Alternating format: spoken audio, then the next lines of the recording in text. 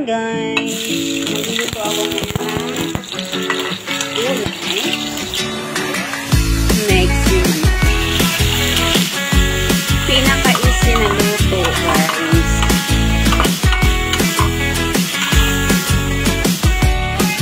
Ganyan na siya. Next na rin sayote.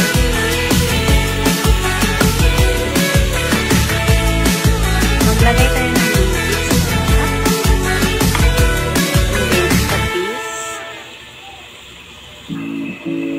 maglagay ako ng konting toyo. Ayan na guys, luto na. Ready to serve na. Ang ginisang sayote with chicken. Sa ganitong paraan guys, may ulam ka na. Tipid pa. Halagang 50 pesos